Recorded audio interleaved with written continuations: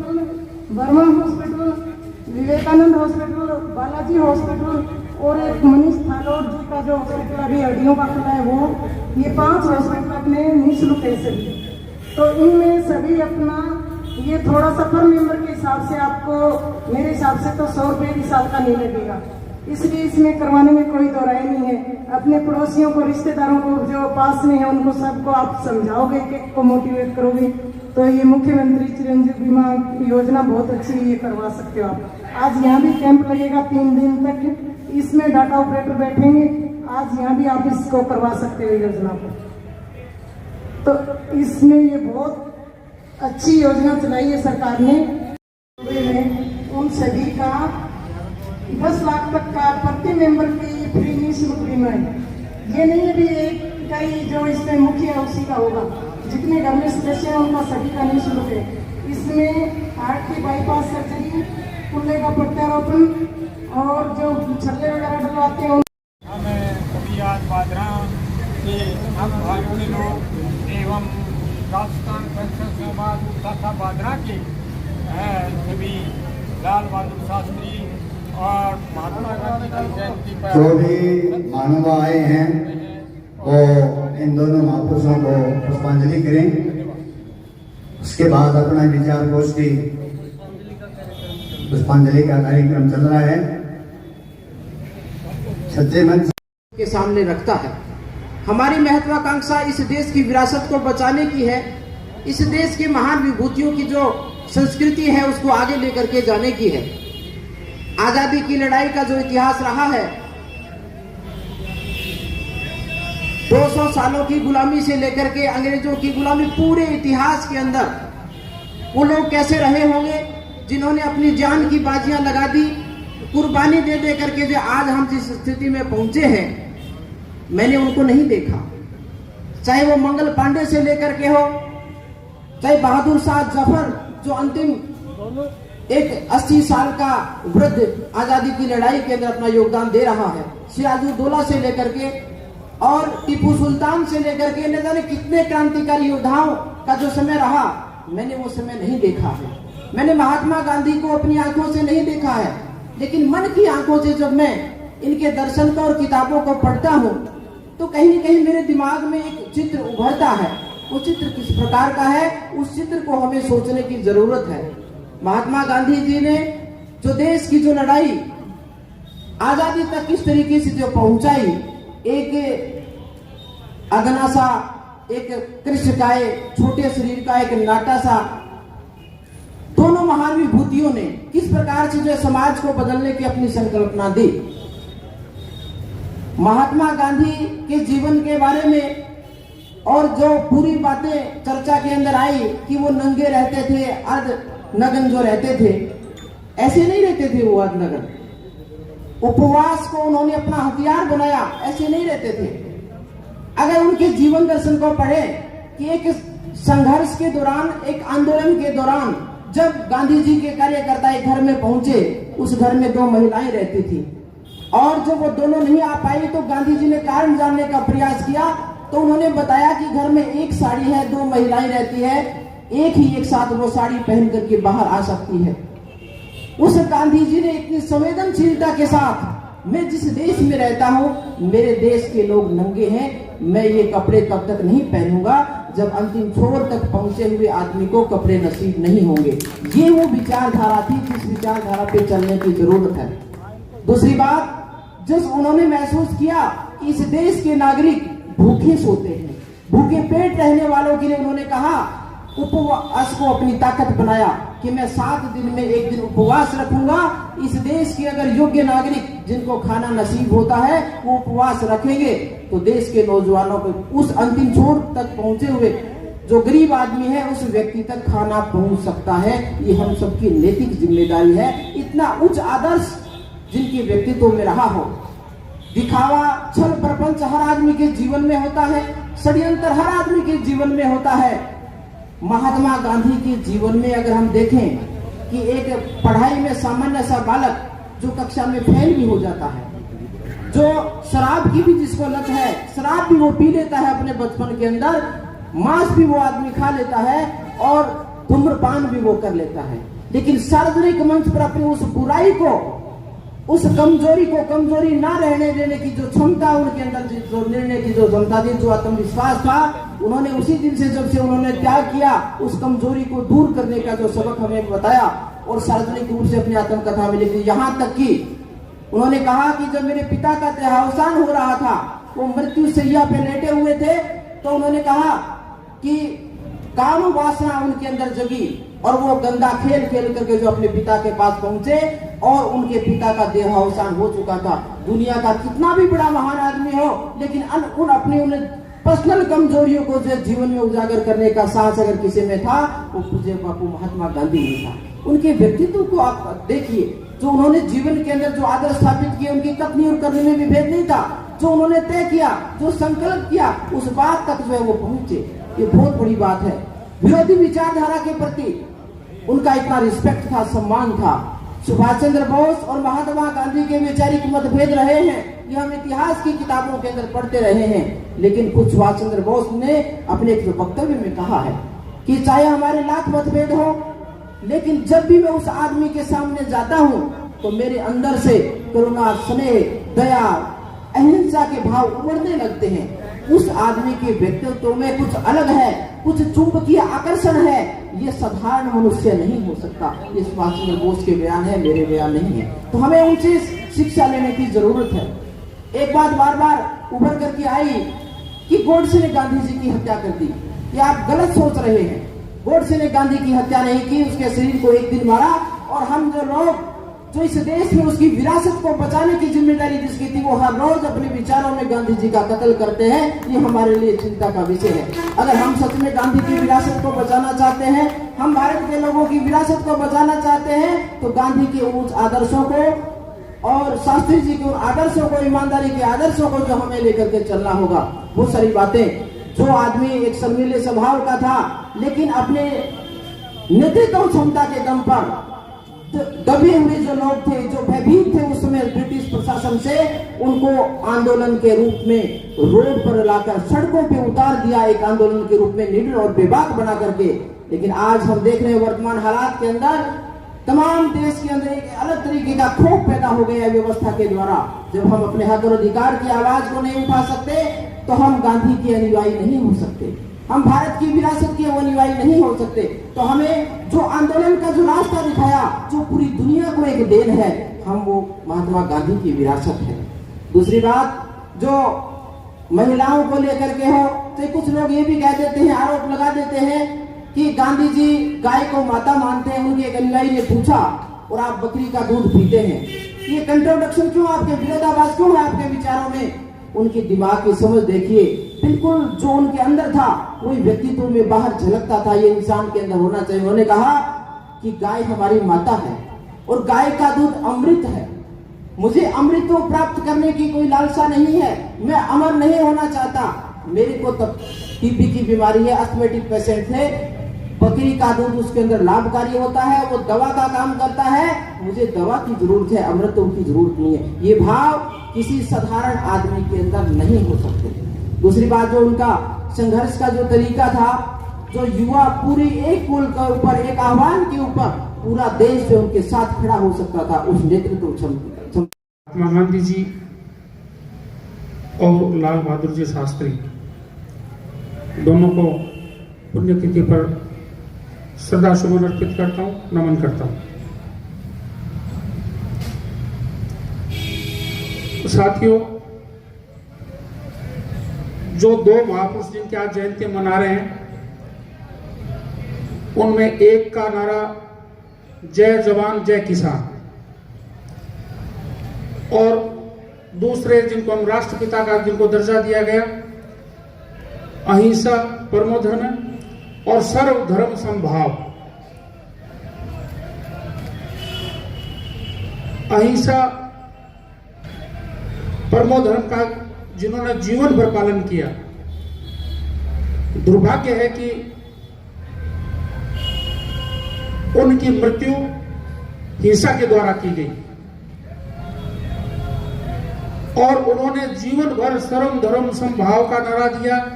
आज तो देखो मीडिया का ज़माना है, सोशल मीडिया का ज़माना है। अगर दिल्ली में कहीं दूसरी जगह कोई बात होती है तो हमें 10 मिनट बाद में पता चल जाती है, 10 मिनट लगते भी नहीं है। लेकिन आप कल्पना कीजिए, जब संचार के साधन नहीं थे तब उन्होंने पूरे देश में कितनी बड़ी लोगों को एकजुट किया, एक कितना सफल आंदोलन का संचालन किया। आप थोड़ा सा इसको कल्पना करके देखिए। हमने कल प्रयास किया था, कुछ लोगों को फोन किया, मैसेज किया, उसके बावजूद भी इतने लोग आए हैं। लेकिन उस जमाने में उन्होंने कितनी मेहनत की होगी और लोगों में कितना उनके प्रति विश्वास रहा होगा कि एक आवाज के ऊपर लाखों लाखों लोग जो है उनके आवाज के पीछे इकट्ठे हो जाते थे। मैं आज के संदर्भ में बात करूं, गांधी जी का एक जीवन दर्शन था। उन्होंने जो खादी का, ये नहीं था कि उस समय कोई कपड़ा इतना नहीं था कि हम पहन नहीं सकें। बाहर के कपड़े उस समय भी आते थे, मिलें उस समय भी होती थी, ढाका की मलमल और बहुत प्रसिद्ध थी और सब लोग पहनते थे। लेकिन उनका खादी पहनने का मतलब ये था कि गांव का आदमी गांव में कुटीर उद्योग लगा करके कपड़ा बना करके उसको पहने। तो उनका जो है ये जो विकास का एक जो है केंद्रीकरण, वो उनकी सोच नहीं थी। उनका विकेंद्रीकरण सोच थी कि जो हमारे कुटीर उद्योग है, ये छोटे छोटे कल कारखाने गांव में लगे, दूर दराज में लगे, ताकि पूरा देश जो है वो विकास करे और पूरे देश में एक अलग तरह की विकास हो और आर्थिक रूप से हम समृद्ध हो। लेकिन हो क्या रहा है, जो 70 साल में जितने भी इंडस्ट्रियल एरिया डेवलप हुए, चाहे बांद्रा का प्रिको देख लो, नोहर का देख लो, हनुमानगढ़ का देख लो, चाहे तो राजगढ़ का देख लो, जहां बड़ी बड़ी मिलें लगी हुई थी, सारी की सारी बंद है आज। क्यों? क्योंकि हमने जो हमारे आजादी के जो दीवाने थे, जिन्होंने जिस सोच को लेकर के आजादी दिलाई, हमने बिल्कुल उसके विपरीत काम करना शुरू कर दिया। और धीरे धीरे, ये कोई सवाल कांग्रेस बीजेपी का नहीं है, धीरे धीरे ये सतत हम करते गए और आज स्थिति ये आ गई कि सारे के सारे कारखाने जो लोकल है सब बंद है। सब पूंजीपतियों के बड़े बड़े कारखाने अपने जीवन काल में, देखो दो उदाहरण, आज जो पूंजी का केंद्रीकरण किस स्तर पे हो रहा है, अपने जीवन काल में काम तो अब सबने किया है। हमारे बुजुर्गों ने, अब तो जमीन जो थोड़ी थोड़ी हो गई, किसी के पास 10 बीघा जमीन है, लेकिन जब सैकड़ों बीघा जमीनों की हम काश्त किया करते थे, व्यापार किया करते थे, यहाँ व्यापारी बंधु भी बहुत लोग बैठे हैं, उन्होंने पीढ़ियों व्यापार किया है, लेकिन उसके बावजूद भी वो करोड़पति नहीं बने। एक पेट्रोल पंप पे काम करने वाला व्यक्ति अपने जीवन काल में दुनिया का पहले नंबर का, दूसरे तीसरे नंबर का पैसे वाला बन गया। एक 20 साल पहले, ये हम सब लोगों की देखी हुई बात है, बच्चे लोग सब जानते हैं, ये 20 साल पहले जो व्यक्ति, 25 साल पहले जो व्यक्ति एक स्कूटर पे घूमता था, आज वो दुनिया का दूसरे नंबर का पैसे वाला बन गया। ये किस तरह हो रहा है? हमारी जो संपत्तियों का सृजन जो किया था सरकारों ने, हमारे उन सब को बेचा जा रहा है। आज रेलवे लाइन जो निकाली है, उसकी कोई कीमत है क्या भाई? सैकड़ों सालों का एक नेटवर्क है, 1 मिनट में आपने एक कलम से उसको पूंजीपतियों के हवाले कर दिया और नाम दे दिया डिमोनेटाइजेशन और तरह तरह के नाम, ताकि वो सीधा बेचना शब्द सामने नहीं है, ये बेचना ही है। आपने एयरपोर्ट दे दिए, आपने 23-25 कंपनियां दे दी, जो 16 हजार करोड़ रुपए सालाना जो लाभ देने वाली कंपनियां, उनको आप बेच रहे हो। इसलिए वैचारिक लड़ाई है और इसमें संजीदा लोग, विशेष तौर पर आज शुरू में गुरुदेव बुजुर्ग लोग आए थे तो खुशी हुई थी कि ये गांधीवादी विचारधारा को उन्होंने पढ़ा है, लेकिन आज के युवा लोग तो गांधीवादी विचारधारा को समझते नहीं है, पढ़ते भी नहीं है, और पढ़ते हैं तो पता नहीं व्हाट्सएप यूनिवर्सिटी पे जो ज्ञान आता है उसको लेकर के उसके विपरीत आचरण करते हैं, विपरीत सोच रखते हैं। सारे दिन इस प्रकार की झूठी सच्ची बातें चलती हैं, उनको आगे बढ़ाने का काम भी हमारे युवा लोग ही करते हैं। मैं युवाओं से विशेष तौर पर आग्रह करना चाहूंगा कि भविष्य आपका है। हम लोग तो लगभग आधा जीवन जी चुके और हमारे जो बुजुर्ग यहाँ बैठे हैं वो लगभग अपना संपूर्ण जीवन जी चुके, उनका तो वो अपने आप में किताब है। उनसे कुछ उनके पास में बैठिए, उनसे कुछ समझिए, कुछ सीखिए, तब जाकर के जो है हमारा भला होगा, इस समाज का भला होगा। नहीं तो ये घृणा और नफरत फैलाने वाली ताकतें जो है, जिन्होंने आजादी के आंदोलन में कोई जिनका रोल नहीं है, सब इतिहास जानते हैं हम लोग, वो आज जो है आजादी के अपने आप को ये मानते कि आजादी हमने दिलाई। और सबसे बड़ी बात है कि गांधी जी को गाली देने वाले लोग, देखो किस प्रकार से दोगली विचारधारा काम कर रही है देश में। जो लोग एक तरफ तो गांधी जी को नमन करते हैं और दूसरी तरफ गांधी जी के विपरीत जो गांधी जी को जो मारने वाले उनके मंदिर में भी पूजा करते हैं, और हम लोग दोनों जगह ताली बजाते थे, वहां जाते तो भी ताली बजाना, तो ताली बजाना छोड़ो मन मस्तिष्क का उपयोग करो, सोचो समझो, तब जाकर के जो है होगा। गांधी कल भी प्रासंगिक थे, आज भी प्रासंगिक है और भविष्य में भी प्रासंगिक होंगे। ये जो आई ना बात करते हैं इस प्रकार की कि सब जो है उग्रवाद है, चरमपंथी है, या आजादी के आंदोलन में भी जो अपन बात करते हैं भगत सिंह, उनका निश्चित तौर पर बहुत बड़ा रोल था, लेकिन हमेशा जो है शांति के मार्ग पे चलकर के ही किसी आंदोलन को हम सफल कर सकते हैं। आज भी हम छोटी मोटी कोई हड़ताल करते हैं, धरना देते हैं, उसमें अगर छोटा मोटा उत्पात हो जाता है तो पुलिस डंडे मार के घर भगा देती है, 4 मिनट में आंदोलन फेल हो जाता है। लेकिन जो आंदोलन शांति से चलेगा, जिसमें लंबी सोच होगी और आदमी धैर्य के साथ में बैठेगा, हमेशा आंदोलन वही सफल होता है। और गांधी जी ने वही बात सीख करके, समझ करके, और बहुत लंबा आंदोलन चला, बहुत लंबे समय तक उन्होंने संघर्ष किया, देश आजाद हुआ। लेकिन वास्तव में हम आजाद हैं क्या? हम छोटी सी बात आती है जातिवाद, जातिवाद का नारा दे दो। कल परसों एक छोटी सी घटना हुई थी, सैकड़ों लोग चले गए। और चलो जाना कोई बुरी बात नहीं, धर्म हमारी आस्था का प्रतीक है, लेकिन हम दूसरे लोगों को गालियां दें, तो ये चीज जो है ये इसको समझने की जरूरत है और आत्मसात करने की जरूरत है। गांधी दर्शन को आप पढ़ो, पढ़ करके आपको लगेगा कि वास्तव में जीवन पद्धति यही है, और उनके जीवन पद्धति पे अगर हम चलेंगे तभी हमारा जो है भला होगा। लाल बहादुर जी शास्त्री निश्चित तौर पर आज तक जितने भी प्रधानमंत्री रहे हैं उनमें सबसे मजबूत, निष्ठावान और सबसे ईमानदार। आज बात करें किसानों के बीच में बात है कि चूंकि विचार गोष्ठी, इसलिए मैं विषयांतर होकर के अगर बात करूं, किसानों की बात करें, आज नहरों में पानी नहीं। उत्सव मना रहे हैं। गांधी जी जो 78 साल की उम्र में 30 जनवरी को एक 28 साल के युवा ने मंदिर में जाते हुए और उनके गोली मारी। आज बड़े अफसोस होता है कि ऐसा महापुरुष जो नंगे बदन रहकर आजादी की हलक जगाई, आजादी की चेतना पैदा की, और उसी चेतना से आजाद हिंद एक क्रांतिकारी दल भी उसी चेतना से निकला। अहिंसा का रास्ता अपना करके गांधी जी ने जो चेतना पैदा की, और आपके साथ में लाखों भारतीय आजादी की हलक जगाते हुए चलते थे,